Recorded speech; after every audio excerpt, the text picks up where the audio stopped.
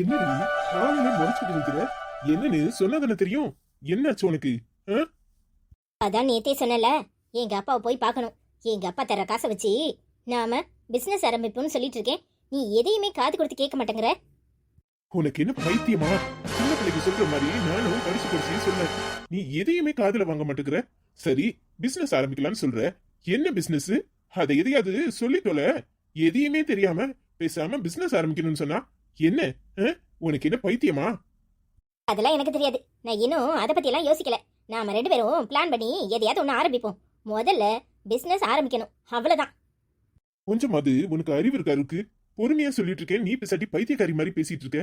கொஞ்சம் யோசி. பிசினஸ்னா என்ன பிசினஸ், என்ன மாதிரி, அதுல நமக்கு அனுபவம் வேண்டாமா? இங்க பாரு, நாம என்ன டாட்டாவா எடுத்த உடனே ஆரம்பிக்க? இங்க பாரு, அவருமே இப்படி எல்லாம் ஆரம்பிச்சிருக்க மாட்டாரு. அறிவு கட்டத்தனமா யோசிச்சுட்டு இருக்காது. அவங்க அப்பா, அதுக்கு முன்னாடி அவங்க தாத்தா, அப்படியே ஆரம்பத்துல இருந்தே என்ன பண்ணணும், ஏதை பண்ணணும், எப்படி ஆரம்பிக்கணும்னு ஆரம்பிச்சு பிளான் பண்ணி இவ்வளவு பெரிய ஆளா இருக்காங்க. சும்மா எடுத்த உடனே அறிவு கட்டத்தனமா எதுலயுமே அனுபவம் இல்லாம பிசினஸ்னா பைத்தியக்காரத்தனமா தெரியல உனக்கு? இல்ல உங்க அப்பா இதுக்கு முன்னாடி ஏதாவது பிசினஸ் பண்ணிக்கிட்டு இருந்தாரா? இல்ல சும்மா பைத்தியக்காரத்தனமா பிசினஸ் பண்ணணுங்கிறத தவிர எதை பத்தி என்ன ஏது ஒண்ணுமே தெரியாம அனுபவமே இல்லாம எதுலயாவது காலை விட்டு இருக்கிற காசையும் அப்படியே எழுதிட்டு நிக்கணுங்கிறியா? இங்க பாரு, எங்க அப்பாக்கு போட்டியா கம்பெனி ஆரம்பிக்கணும்னு பைத்தியக்காரத்தனமா எதையாவது உளறிக்கிட்டு இருக்காத.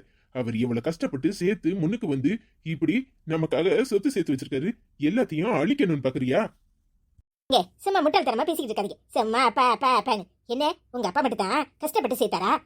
மத்தவங்க எல்லாம் சேர்க்கலையா? நான் ஒன்னும் உங்க அப்பா காசை வாங்கணும்னு சொல்ல வரல. அவர் தான் நமக்கு ஒண்ணுமே தெரியலையே. தண்ணி தெளிச்சு விட்ட கதையெல்லாம் இருக்கு. எல்லாத்தையும் உங்க அண்ணன் தானே பாத்துக்கிறாங்க. பிச்சைக்காரர் மாதிரி அங்கிட்டு இங்கிட்டு போயிட்டு அலையிறீங்களே. ஒரு பிசினஸ் ஆரம்பிப்புன்னு பார்த்தா நீங்க எதையுமே முயற்சியே பண்ண விட மாட்டீங்க. ச்சே, ஏன்டா இப்படி இருக்காங்களோ? எங்க அம்மா அப்பா எனக்கு கொடுக்குற காசுல முதல்ல ஆரம்பிப்போம், அப்புறம் படிப்படியா மேல போவோம். உங்க அப்பாட்ட போய் வரதட்சணையா கையை நீட்டி என்ன பிச்சை எடுக்க சொல்ற? அப்படித்தானே? என்ன முதுகெலும்பு இல்லாதவன் நினைச்சியா? இங்க பாரு, அறிவு கட்டத்தனமா எதையாவது உளறிக்கிட்டு இருக்காத. அப்பா, வரதட்சணை வாங்குறதெல்லாம் முதுகெலும்பு இல்லாதவங்க தான் வாங்கிட்டு இருக்காங்களா? இங்க பாருங்க, சும்மா தேவையில்லாம இந்த எதையாவது சொல்லி என் வாய் அடைக்கிற வேலையெல்லாம் வச்சுக்காதீங்க. அவர் கொடுக்குறாரு, நாம வாங்குறோம். என்னமோ அவர் தரமாட்டேன்னு சொன்ன மாதிரியும் நாம போய் கேட்காம இருந்தா எப்படி கிடைக்கும்? கேட்டாதான் எல்லாம் கிடைக்கும். இங்க பாருங்க, எனக்கு தர வேண்டியது தானே தர்றாரு. அதை வாங்கி முதல்ல சின்னதா ஒரு பிசினஸ் ஆரம்பிப்போம், படிப்படியா மேல போகலாம். நீ என்ன பைத்தியக்காரத்தனமா உளறிக்கிட்டு இருக்க? படிப்படியா மேல போகலாமா? அப்போ கீழே போனா ஒண்ணுமே தெரியாம பிசினஸ் ஆரம்பிக்கணும். எந்த அனுபவமே இல்லாம ஆரம்பிக்கணும். ஆனா எப்படின்னு தெரியாது, என்ன பிசினஸ்னும் தெரியாது. நீ சொல்ற அறிவு கட்டத்தனத்தை என்னையும் ஃபாலோ பண்ண சொல்றியா? எதுவுமே தெரியாம ஆரம்பிச்சிட்டு அப்புறம் தலையில துண்டை போட்டு உட்கார சொல்ற, அப்படித்தானே? இருக்கிற கொஞ்ச நஞ்ச மானமும் கப்பல் ஏத்திட்டு அப்புறம் ஒண்ணும் தெரியாம உட்காந்து மூளையில கைய வச்சு அழுதுகிட்டு இருக்க சொல்றியா? பேசாம வேலையை போய் பாரு. எதையாவது சொல்லிக்கிட்டு இருந்த அப்புறம் நடக்கிறதே வேற. இங்க பாருங்க, என் பிள்ளை பிறக்கும் போது பிச்சைக்காரனா பிறக்கிறத நான் விரும்பல. நான் வேணா பிச்சைக்காரியா இருந்திருக்கலாம். ஆனா என் பிள்ளை ராசகுமாரனா இருக்கணும். அதுக்காக தான் நான் இந்த பாடுபடுறேன். அறிவு கட்டத்தனமா எதையாவது பேசி என் மூட ஸ்பாயில் பண்ணாதீங்க. ஒழுங்க மரியாதையா என் கூட கிளம்பி வர்ற வழிய பாருங்க. இங்க பாரு இருக்கு, இப்பவும் சொல்றேன், எனக்கும் இதுக்கும் எந்த சம்பந்தமும் இல்ல. நீ என்னத்தையும் பண்ணி தொலை. என் பிள்ளை எப்பவும் எங்க இருந்தாலும் சந்தோஷமா தான் இருப்பான். அவன் மன நிம்மதியோட இருக்கணும். உன்ன மாதிரி பைத்தியக்காரத்தனமா இருக்கக்கூடாது. முதல்ல குழந்தைய வயித்துல வச்சுக்கிட்டு சந்தோஷமா இருக்கிற வழிய பாரு. எப்ப பார்த்தாலும் மூஞ்சு முகரைய தூக்கிக்கிட்டு வாழ்க்கையில சந்தோஷமே இல்லைன்னா குழந்தை மட்டும் எப்படி சந்தோஷமா பிறப்பான்? அறிவு கட்டத்தனமா எதையாவது உளறிக்கிட்டு இருக்காது. அவன் தான் காலில் நிப்பான். உன்ன மாதிரி அடுத்தவங்கள சுரண்டி பழைக்க மாட்டான். எப்பா பார்த்தாலும் இங்க எல்லாரையும் கஷ்டப்படுத்துறதுக்கானதுன்னு அங்கேயும் போய் உங்க அப்பா கிட்ட பணம் கேட்டிருக்க. அவர் நேத்து போன் பண்ணி என்கிட்ட பேசும்போது எனக்கு எவ்வளவு சங்கடமா இருந்துச்சு தெரியுமா? ச்சே, என்ன சொல்றதுன்னே தெரியல. நான் எதுவும் வேண்டான்னு அவர்கிட்ட சொல்லிட்டேன். ஒழுங்கு மரியாதையா போய் வேலையை பாரு. என்னது, எதுவும் வேண்டான்னு சொன்னீங்களா? யாரு கேட்டு சொன்னீங்க? ஏன் அப்பங்கிட்ட நான் காசு கேட்டிருக்கேன். உங்களுக்கு என்ன? உங்க அப்பா கிட்ட உங்களுக்கு கேட்க துப்பு இல்லல? அப்ப நீங்க பேசக்கூடாது. எந்த தைரியத்துல ஏன் அப்பங்கிட்ட காசு வேண்டான்னு சொல்லுவீங்க?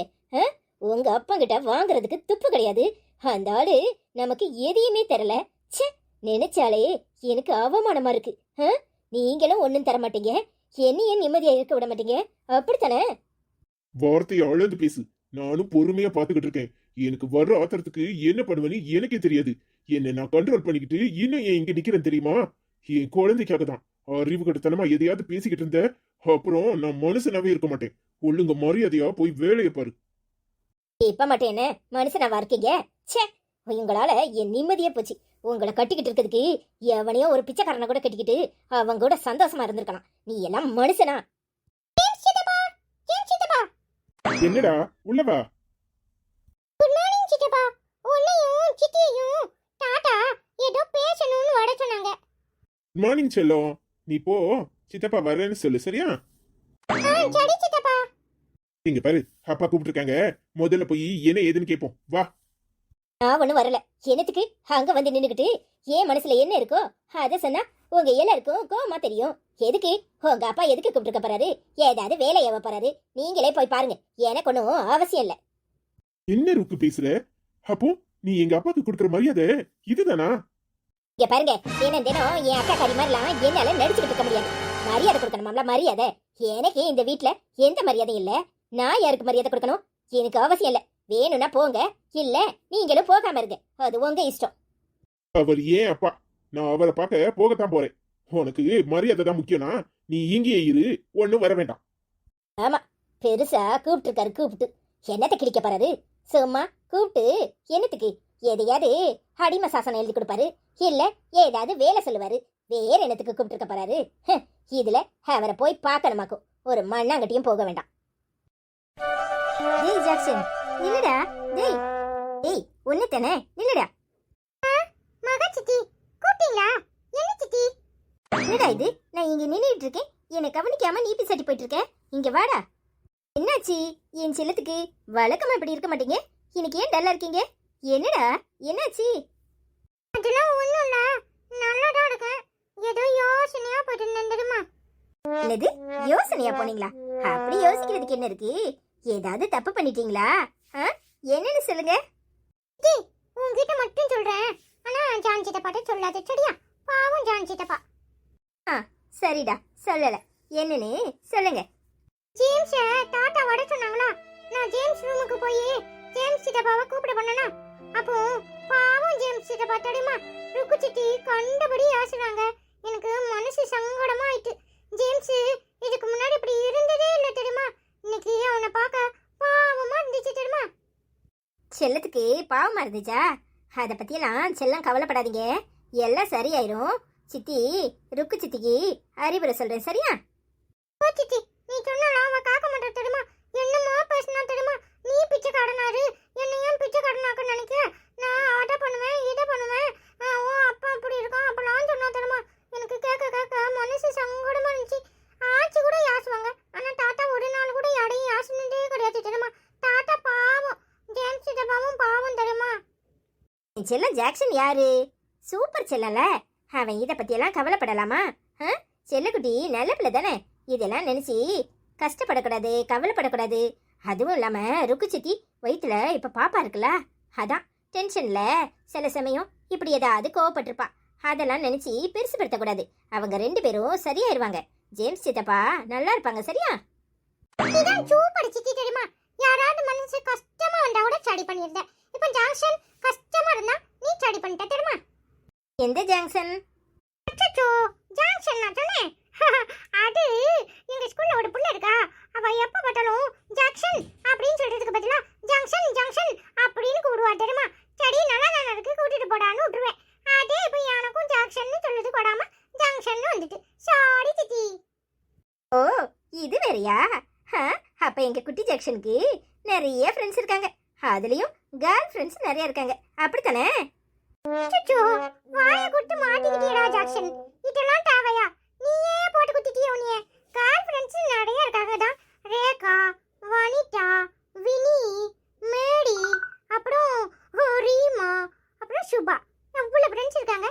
எல்லாரையும் இப்ப சித்தி கேட்டா ஒவ்வொருத்தரையும் பத்தி சொல்ல வேண்டியது இருக்குமே. எதையாவது சொல்லி சமாளிப்போம். என்ன சத்தத்தையே காணோம்? சித்தி, எனக்கு வெக்க வெக்கமா வருது தெரியுமா? ஓ, அப்ப நிறைய ஃப்ரெண்ட்ஸ் இருக்காங்க, அப்படித்தானே? சித்தப்பாக்கு நிறைய கேர்ள் ஃப்ரெண்ட்ஸ் இருந்த மாதிரி உனக்கும் நிறைய கேர்ள் ஃப்ரெண்ட்ஸ் இருக்காங்க, அப்படித்தானே? ஆமா ஆமா, கவிதா, மேரி, சோனி, பிந்து, நதியா, அப்புறம் வினிதா, இவ்வளவு ஃப்ரெண்ட்ஸ் இருக்காங்க உங்க சித்தப்பாக்கு, தெரியுமா? ஒருத்தர கூட என் கண்ணிலே காட்டலையே. அதான் எனக்கும் நிறைய கேர்ள் ஃப்ரெண்ட்ஸ் இருக்காங்க. அச்சச்சோ, அது தெரியாம போச்சே.